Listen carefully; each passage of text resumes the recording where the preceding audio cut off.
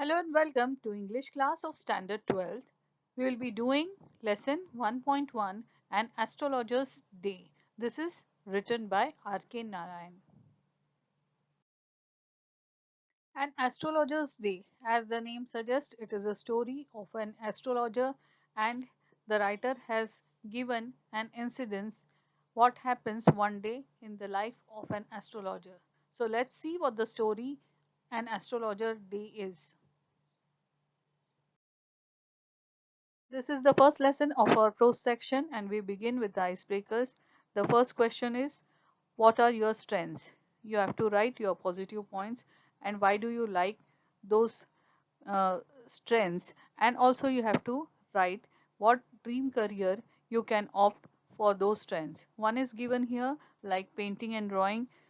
So you like it because you can visualize it or you can express yourself, and the dream career that you can opt for is commercial artist or cartoonist. So in this way you can write your strengths and your feelings you can write there, and also what dream career you can opt for it you can write in the next column. Complete the table likewise. As the setting of our story is in the local market, let's see what the local market of our village, city, or town has. It is very attractive and people with different occupations they sell their goods. So we can discuss here what are the activities going on in the local market.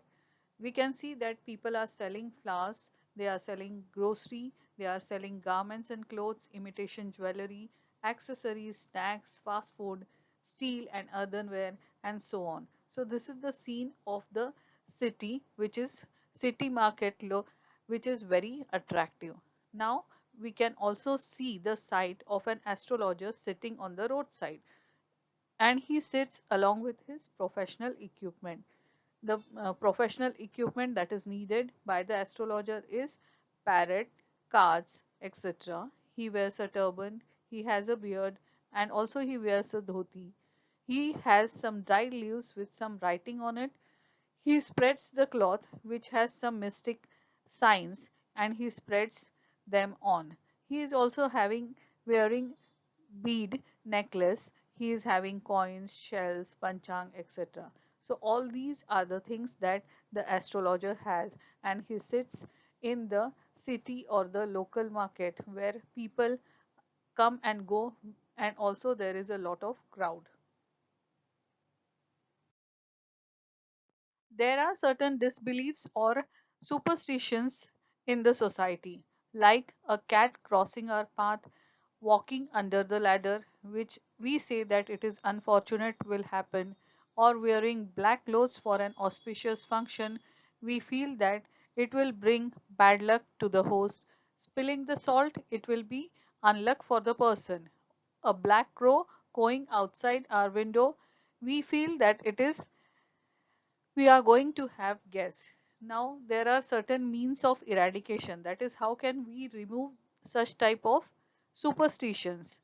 By to remove such type of superstitions or to eradicate them, there should be education. Scientific attitude should be developed in the society. Also religious heads, they can counsel and guide their followers, and these type of superstitions can be removed. The elders in the family, they should also get rid of old beliefs and they should think in a scientific way. So this is how the superstitions can be eradicated. Let's know the author R.K. Narayan. R.K. Narayan, his lifespan was from 1906 to 2001. Rasipuram Krishnan Swamy Iyer Narayan Swamy was one of the best known novelists among Indian English writers. He is the author of 14 novels, 5 volumes and of short stories, and a number of travelogues, and has a collection of non-fiction to his credit. He also wrote his memoir, My Days, in 1975. Narayan created an imaginary town of Malgudi where realistic characters in a typically Indian setting lived amid unpredictable events. His stories are grounded to compassionate humanism and celebrated the humor and energy of ordinary life. His stories are characterized by a simple style and subtle humor, that is, a very simple humor. Narayan was introduced to American readers in 1952 by Michigan State University Press. These include Swami and Friends, The Bachelor of Arts, The Dark Room, An Astrologer's Day and Other Stories, Mr. Sampath, The Financial Expert, Waiting for Mahatma, The Guide, are many other books, and his novel, The Guide, it has won him the Sahitya Academy Award in 1961. It is the award which is most popular and prestigious literary honor in India. His writing is distinguished by, that is, it is different because of humor and unoffending irony, and his unique Indianness and simplicity has is utterly charming and authentic. Narayan typically portrays, that is, he typically shows the peculiarities of human relations and the ironies of Indian daily life. His style is very graceful and he has marked a humorous, elegant, simplicity style of writing. An Astrologer's Day. This is a story of an astrologer, and the setting of the story is in the marketplace where the astrologer comes every day and does his business. Punctually, he used to come at midday and he opened his bag and he used to spread out his professional equipment such as the cowries and also a piece of square cloth on which some mystic charts he used to keep it. He also had a notebook and a bundle of Palmyra writings, which is the writings of on the palm. So all these things he used to have on his on the cloth that he used to spread, and he used to sit there. The looks of the astrologer. The astrologer, his forehead was resplendent with sacred ash and vermilion, and his eyes sparkled with sharp abnormal gleam, which was really an outcome of a continual searching looks for customer. Now this line means that he on his forehead it was he was putting the sacred ash, that is a gray color ash on his forehead, and on it he used to put the tilak of vermilion, that is of kumkum, and his eyes they were sparkling. Actually they were sparkling because he was continuously in search of the customers, but which his simple clients they thought that his sparkle was in his eyes because he had some supernatural powers within him. Now there was again the reason that his eyes were placed in between the forehead and the moustache that was there, that is called as dark whiskers on his cheeks. So it has his eyes were more sparkling, is said by the writer. The astrologer, to look more attractive, he used to wear or he used to wound a saffron colored turban around his head. Now this color scheme he used to maintain it without fail. People were attracted to him just like bees are attracted towards the dahlia stalks, that is the flowers which look very attractive. The bees are attracted towards them. In the same way, people used to attract towards him. He used to sit under the boughs of spreading tamarind tree, that is under the branches of the spreading tamarind tree. Now this tree was on the path which was running through the town hall park, and it was remarkable place where he was sitting in many ways because there was always a crowd which was moving up and down on this narrow road from morning till night. Just like any other marketplace, there was also a variety of trade going on in this particular place where the astrologer was sitting. There were medicine sellers, the sellers of stolen hardware, junk, magicians, and above all, there was a auctioneer of cheap cloth, and he used to create a lot of din, that is noise all the day to attract the whole town. Next to him, that is next to the astrologer, in vociferousness, that is in a very, very loud and noisy way, there came a vendor of fried groundnuts. He used to give fancy names to his same groundnuts by calling it Bombay ice cream, or one day he used to call it, and the next day he used to call the same groundnuts as Delhi almonds. On the third day he used to call those groundnuts by the name Raja's delicacy. So on and so forth. He used to give different names, and then he used to attract people, and people used to folk around him. A lot of crowd that used to gather around the nut seller, they also dallied around the astrologer. That is, they also wasted their time around the astrologer. The astrologer used to do his business by the light of a flare, that is the light that was coming from the lantern of the groundnut seller. Half of the enactment, that is half of the magical effect of the place of the astrologer's business, was because of the fact that that street did not have the benefit of municipal lighting. That is, there was no municipal lighting on that particular street, and in the dim light it used to give the magical effect to the astrologer's business. The marketplace where the astrologer was sitting, this place was lit up by the shop lights. One or two of the shops, they had hissing gas lights, and some had naked flares, that is, some had direct flames. They were placing it on the poles and there was light. So everywhere, some also had the old cycle lamps which gave the light to their shops, and some one or two were just like the astrologers who used to manage their business without lights of their own, means the lights that were coming from the side shops, they used to manage their business with the help of that lights. So everywhere it was a bewildering crisscross of light rays, that is, everywhere there was a confusion of the light rays, and also there were moving shadows around. All this suited the astrologer very well, because he by himself, he did not intended to be an astrologer. He was not an astrologer when he began his life there, and he knew, and he was not, as he was not a trained astrologer, he knew nothing more than what is going to happen to others, as also he was not knowing what exactly was going to happen with himself the next minute. So he was not a trained astrologer, and all this suited to his business well.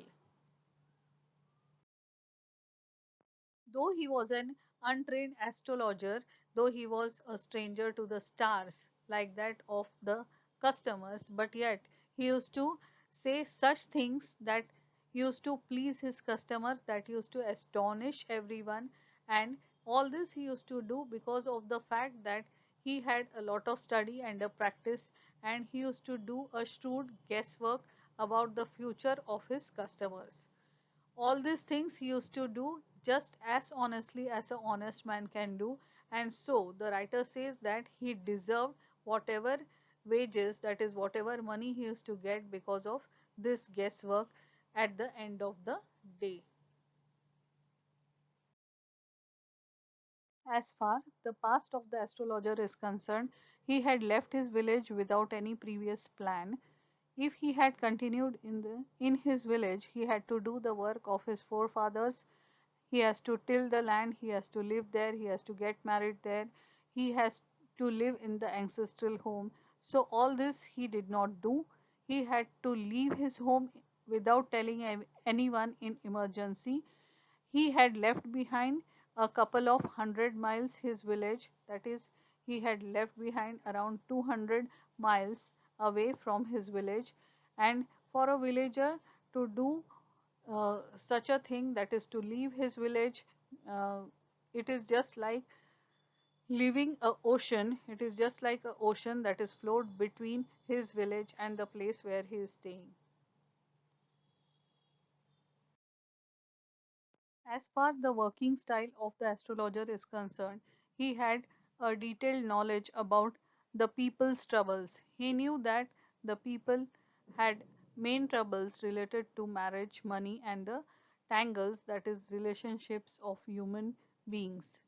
With his long practice, he had sharpened his predictions, and within minutes he could understand what was wrong with that person.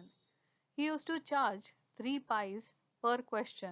That is, the currency at that time was pies. So he used to charge 3 pies for one question, and he used to keep quiet, and he used to let allow his clients to speak for at least 10 minutes.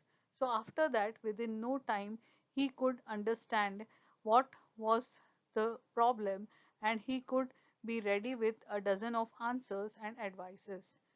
Then he told the person before him who was sitting, he used to uh, look into his palms, and he used to give him predictions, or he used to say him like, in many ways you are not getting the fullest result of your efforts, and 9 out of 10 people he used to agree with him. So this was the style of the astrologer, and he used to give predictions in such a way.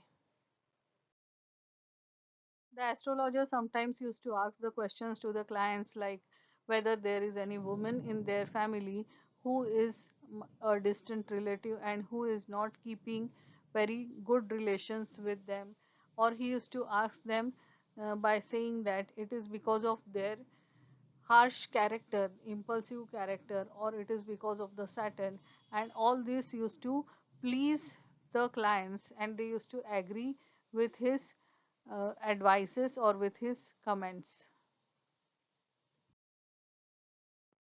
Like every other day, the nut vendor blew out his flare, that is, he blew out his lantern, and he rose to go home.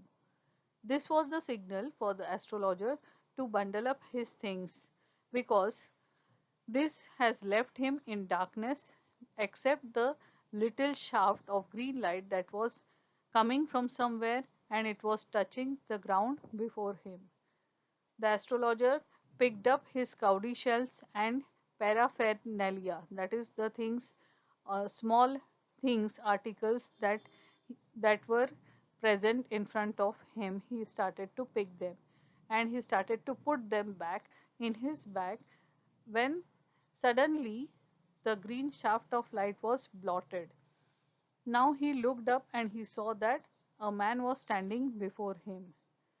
He sensed that this person, he might be a possible client for him. So he said to that person, "You look so careworn, that is, you look so worried.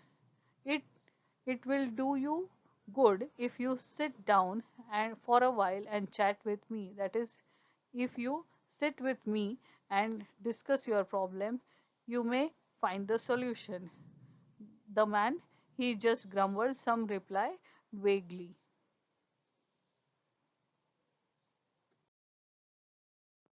The astrologer, he pressed, that is, he continued with his invitation to the other man, to which that person, the other man, he thrust his palm under the nose of the astrologer, and he said to the astrologer that whether he calls himself an astrologer. The astrologer felt challenged to this statement, and he immediately took the palm of the person, and he tilted his palm to the green shaft of light that was coming, and started to predict about the nature of that person. The person immediately asked him to stop and said if he really wants to, he has some questions for him, and he should answer those questions for him. So the astrologer said he charged 3 pies per question, and what in return he will get is it will be worth for his money. So the person, he withdrew his arm, and he took out an anna, and he flung towards the astrologer and said, I have some questions to ask. The stranger says that if he proves that the astrologer is bluffing, then the astrologer should return that anna to the stranger with interest. But if he finds the answers satisfactory, then he will give the astrologer 5 rupees. The astrologer does not agree to it. He says that if he will he will give the stranger will give him 8 annas, and if he finds that the answers are not satisfactory, then the astrologer will return him twice if the if he is wrong, said the stranger. Now this pact was accepted for after a little bit of argument. The astrologer he sets up a prayer to the heaven. In the meantime, the stranger he is lighting his chariot. The astrologer, when the stranger is lighting up the chariot, he caught a glimpse, that is, he saw his face in the matchlight. When he sees his face, everything is paused for the astrologer. The the stranger he sits down sucking his chariot, but the astrologer now is in tension. The astrologer, after seeing the face of the stranger, feels uncomfortable. He takes out the Anna bag and he says that I am not used to such challenges. It is late for him today and he has made all the preparations to pack up. But the stranger he grabs his wrist and he says that you can't get out of it now. You have, that is, he the astrologer has dragged him while he was passing by. So the astrologer now shivered to his grip and his voice was shaking. He became faint and he said to the stranger that he should leave him. He will speak to him tomorrow. But the stranger he thrust his palm in his face and said that challenge is challenge, go on. The astrologer then, without any other option, he had to proceed. By drying throat, he started saying the same tune, that there is a woman, and so on. When the astrologer started with the same sentences, the stranger said, stop. Said the other, I don't want all that, means he did not wanted all that. He said, shall I succeed in my present search or not? Answer this and go. Means he asked the astrologer a question, that whether he will be succeeding in his search, and yeah, he has to answer about that. Otherwise, it will not let you go till you disgrog all your coins. That is, he said that if you are not giving me the answer for this, I will not allow you to go until you give me all the coins that you have earned. The astrologer murmured in few incantations and replied, that is, he murmured some magical words within himself and he said in reply, all right, that he will be speaking up now. But will you give me a rupee if what I say is convincing? Now he is making another deal. The astrologer is making another deal. He is saying that whether he will be giving him a rupee for his if he is convinced with his answers. Otherwise, I will not open my mouth and you may do what you like. And he is also giving him the challenge that he won't, that the astrologer he won't open his mouth. He can do anything that he wants. After a good deal of haggling, that is, after a good deal of bargaining, all both of them they agree. That is, the stranger he agrees. Then the astrologer starts saying, giving the predictions. He says that the you were left for dead. That is, you, the stranger, was left for to die. Am I right? The astrologer is asking the stranger this question. Ah, tell me more. Now he finds interest in the reply and he says, tell me more. A knife has passed through you once, said the astrologer. The astrologer is saying that there has been a knife passing through you, that is, you were hurt by the knife at one time. Good fellow, the stranger is saying, you are saying right, go ahead. Good fellow, you are good. He bared his chest to show the scar. What else? That is, he's shown him the scar that was in his chest, and he is saying, what else can you predict? The astrologer is giving him the information about his past and he is saying that he was pushed into the well nearby in the field and he was left there to be dead. The stranger agrees to that and he says that if some passerby won't have been peeped into the well where I was thrown, I would have been dead.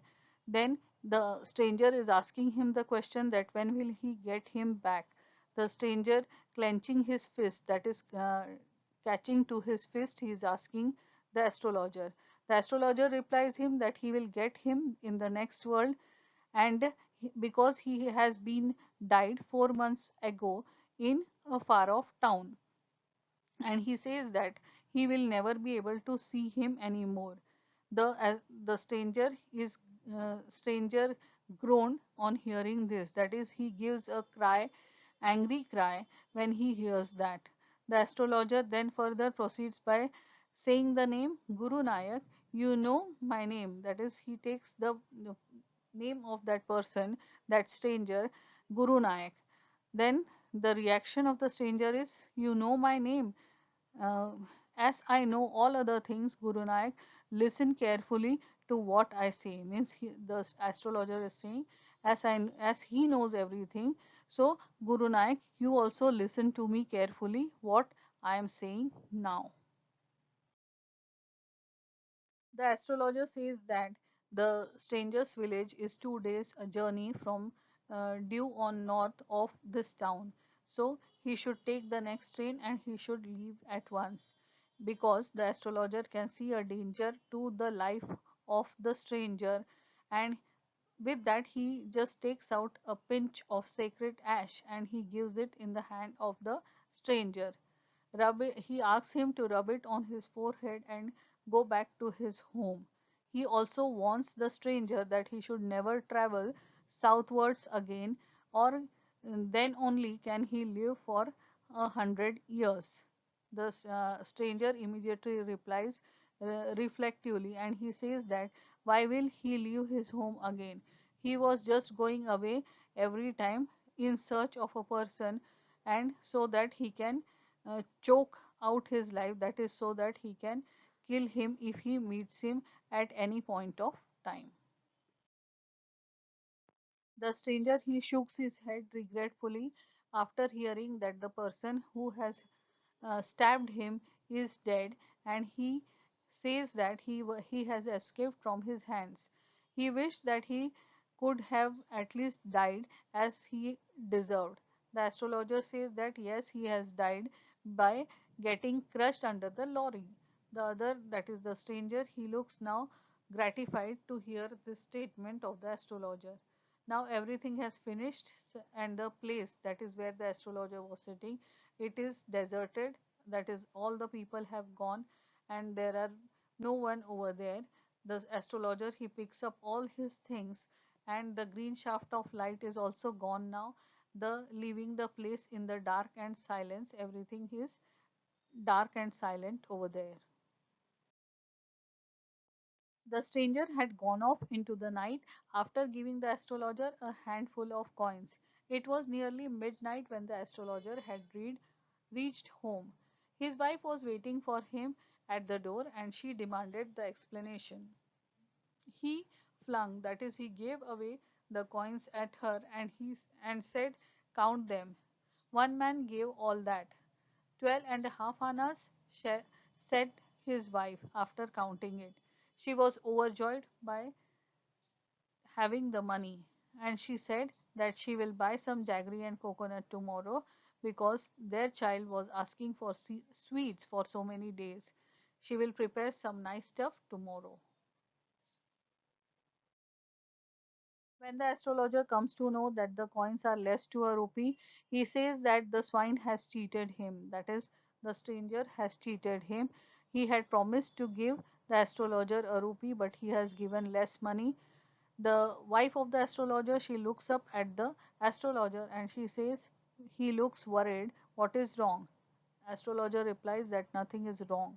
After dinner, when sitting on the pure, he tells to his wife that whether that he had a he had a great load gone from him on that day. He thought that he had a blood of a man on his hands all these years, but that was the reason why he was away from his home, and he has settled there and has married her. But now he, the person whom he feels he had killed, is alive.